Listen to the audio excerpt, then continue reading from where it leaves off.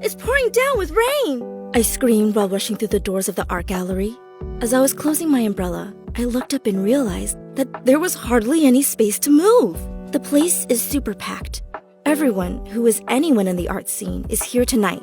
They all looked so cool and trendy. And me? Well, suddenly, I felt uncomfortable and out of place. I spotted Sam all the way at the end of the room surrounded by journalists. Sam! How does it feel to have such a successful, much-anticipated exhibition following in the footsteps of your famous mother and brother? They screamed at him. He's really busy being interviewed, so I waved at him and he smiled back before giving them his humble answer. A family of artists. How cool is that, right? I wonder if I could ever attract such a cool crowd if I had an exhibition, I thought to myself. An exhibition of what? As if you could create anything as cool as this. And here it is again. This all too familiar feeling of not being good enough begins to creep up on me. Hey, Dana, comes a friendly voice with a pat on the back. Good to see you. Pretty awesome party, right? You know, he's already sold a few paintings, and it's only 2 hours into the night. Can you believe it? Says James over the loud music. That's great! He's super gifted as a painter, I replied, trying to sound genuine and not one bit jealous. A few of the old college gang gathered around, all with drinks in hand to catch up. I drifted in and out of the conversations, but pretty much everyone was where they wanted to be. A few were talking about getting married or having babies. Sue was traveling to Berlin to run her first marathon. Toby, who isn't even here, but we're all talking about him because he's an up-and-coming music producer who is even 2 years below all of us at school. What about you, Dana? Still drawing? Sue turns to ask me. Oh no. This was the question I had been dreading. Still drawing, I manage. So, first marathon, huh? That's awesome. How long have you been training? I quickly steer the conversation and spotlight away from me. These guys probably think I'm such a joke and feel sorry for me, the struggling freelance artist. I managed to plaster a smile on my face and make it through the rest of the party. But later that night, I went home and hit an all-time low. I couldn't sleep. I just laid there in bed, just staring up at the ceiling, thinking about how everyone I went to college with has made something of themselves. Many of them have become successful at work in the short couple of years since we graduated college. Some have pursued hobbies and interests and achieved amazing personal goals, like Sue and her marathon. A few of them are happily married with kids or expecting kids. Everyone seems to be moving forward really fast. Yet here I am, still in the same place, in my safe zone. What have I done with my life? I'll never catch up to them or be like them. They can do it, but I just don't think I can. Unable to sleep, I decided to look for a distraction, so I grabbed my phone and opened Instagram. That was a bad idea. As if I wasn't sad and feeling like a failure enough. I come across a post of another college friend who had just won some prestigious award with his work. This guy immediately got a job after graduation and became an art director for one of the top publishing companies in the industry. That's like a dream come true. I see him posting pictures about his work sometimes. He gets to travel to super cool cities.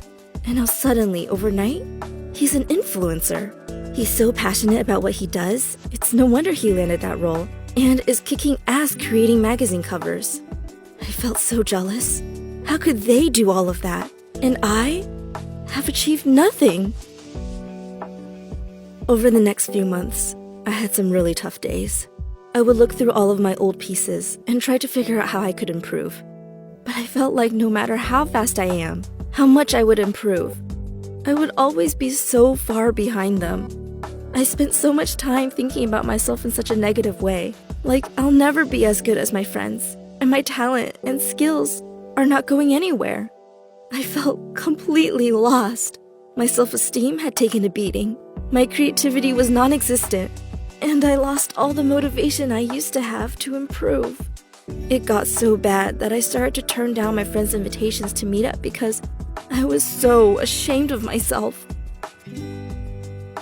Then one day, my boyfriend came over to find me in bed mid-afternoon in a really messy apartment. He knew what I was going through. Okay, enough of this pity party, he demanded. You're a great artist. So much better than you give yourself credit for. Stop trying to be like everyone else and focus on living your life. And start by taking better care of yourself. This place is a dump. He pulled out his phone from his bag and threw it over to my bed. Look, so many people have been in your situation. A Tumblr post was on his screen. I read it in bed while he began cleaning up my apartment around me. And I'll never forget a sentence that felt like it jumped out and danced right in front of me. The sentence that will forever be my mantra. It read, "You cannot keep following the path of others so much that you forget to create your own." Those words really hit me. It's so true. I kept trying to follow the path of those who are higher than me. I wanted to be on that pedestal with them, shine like them, be like them. I was trying to follow their dream instead of focusing on my own. Gosh, I was completely blinded by the negativity in my head, the cloud of low self-esteem and feeling of not being good enough. I put myself down so much, telling myself that I would never make it to the top like them, without realizing that I need to be myself to get there, not try to be someone else. So after I read that blog, I instantly decided to pull myself together. It was like a light had been turned on inside me. I had wasted so much time trying to be like others instead of carving my own path and realizing my strengths. I'm proud to say that later that year, I became better and better. I was more positive and less critical of myself. My creativity started flowing again, and I had the time to improve my drawings and design.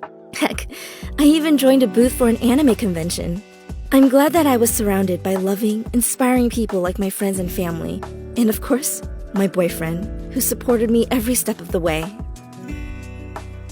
What I learned along the way is that your competition is not with other people, but with yourself and what is going on in your own mind. Impossible is just a mindset that only you have the ability to overcome. Other people should inspire you to be better, but ultimately, it's not a race to the top. So don't compare yourself to others. Commit to yourself, and you will be happy in your own unique path. I still follow those people I look up to and know that someday I will be with them, but I'll get there on my own pace. If you have a goal in life, just walk at your own pace. You will get there someday. It may not be today or tomorrow or the next day, but you will get there eventually. Just take baby steps and keep creating, keep drawing, keep writing, keep reading, keep learning. And who knows, maybe one day in the not too distant future at an exhibition somewhere, people will gather around to talk about what a big shot you have become.